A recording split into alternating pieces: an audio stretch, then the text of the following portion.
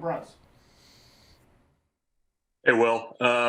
When you were kind of putting together your staff, and you kind of landed on Lance as the guy you wanted to run your offense, can you kind of, I guess, speak to what maybe initially kind of attracted you to him as a coach, and the way he kind of ran things, and maybe kind of how, I guess, in year 1.5 here, things are kind of looking from kind of how you wanted it to initially? Yeah, Lance and I go way back. I mean, he was a player at A&M. I guess my first stint there with Coach Childress when he first got the job, and I was a volunteer coach.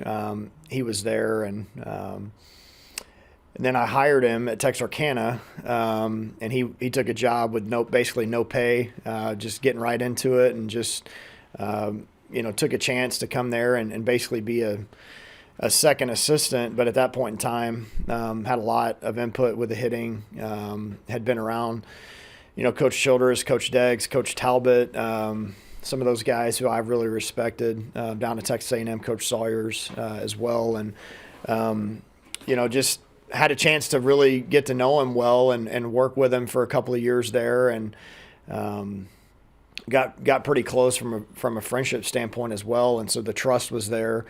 And then, he went off and kind of paved his own way with Coach Deggs at Louisiana Lafayette after he left Texarkana, and learned an awful lot from him. I have a ton of respect for Coach Deggs, and how he runs an offense, how he just kind of creates a team atmosphere and those type of things. So he spent, the years there at Lafayette with him, and then on to Sam Houston State when Matt got that job. So he's had a ton of responsibilities from a recruiting standpoint, from a offensive standpoint, the short game, the running game, those type of things. Just very much, we've just kind of been brought up in a little bit of the same circles that way, and so it was a no-brainer for me when I got this job. I knew I was ready to kind of step away from being the third base coach and running the offense, and also knew I needed to have somebody I really trusted in order to do that, and that was Lance.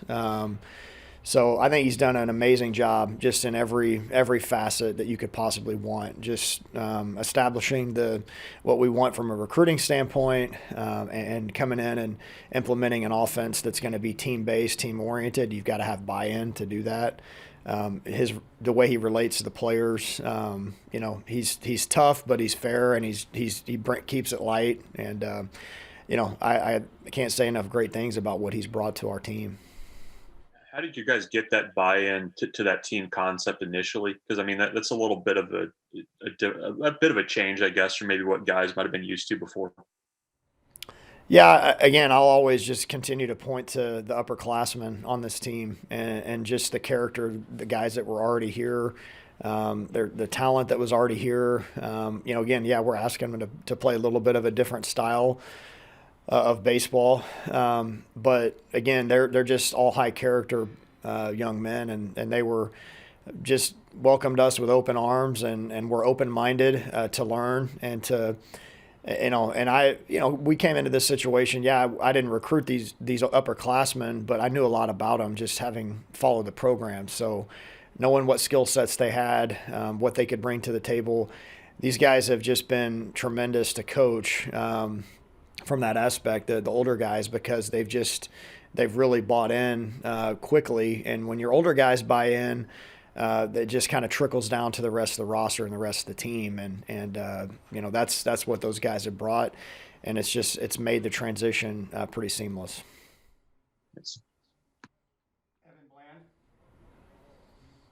Well, I guess I'll ask you about your other assistant then. What makes Coach Christie a good pitch caller? And I wonder if you have some examples that come to mind this year where how he's gone about things have maybe helped you guys win a game or swung a big moment.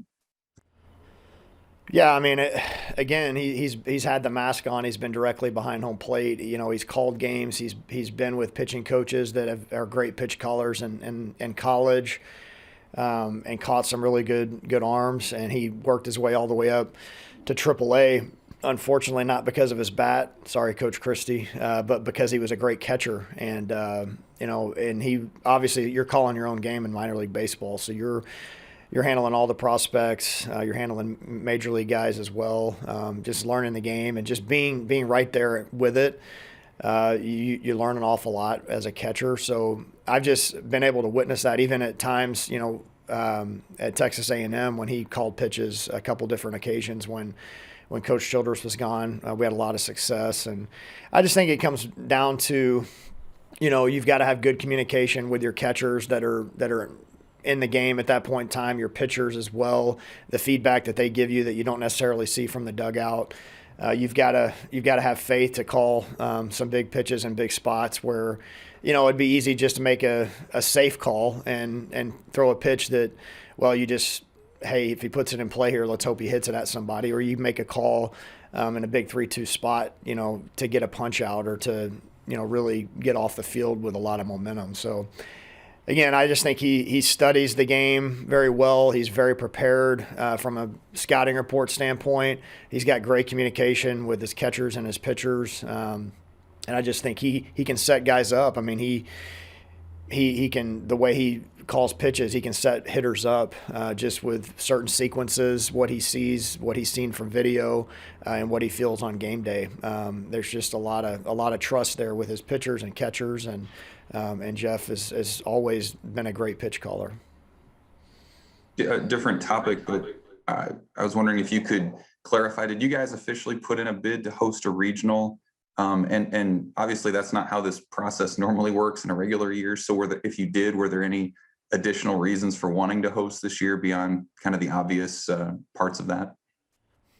Yeah, we did. We put in a bid to host. And that's, I would say the reason behind that is because we have administration that's very supportive of baseball and all of our athletics in general. So we did put in a bid to host.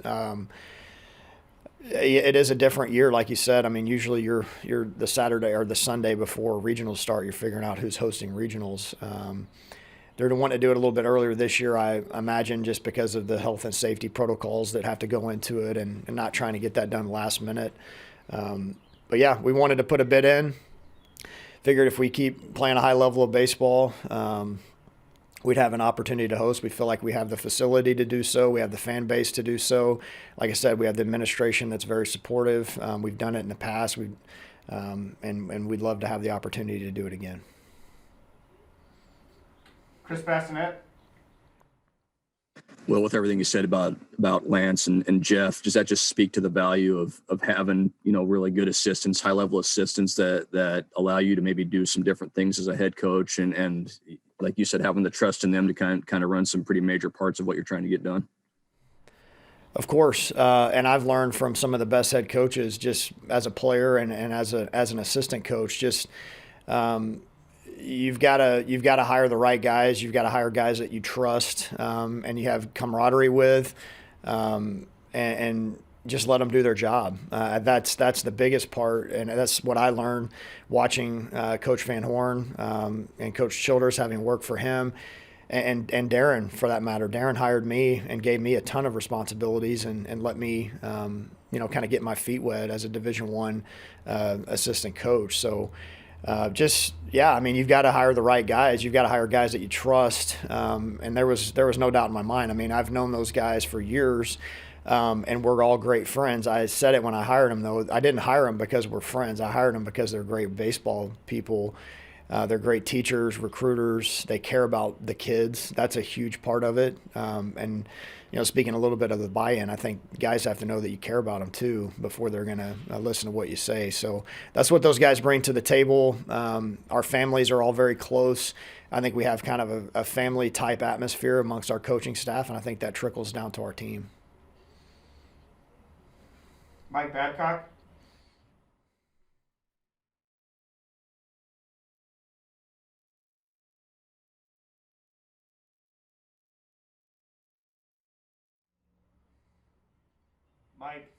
Mike, you're on mute. Sorry, as usual, I'm better off when I'm muted. Luke Roscom specifically, has he put in a lot of work in preparation to play first base? It seems like he's played really well defensively at first base when you've had him over there.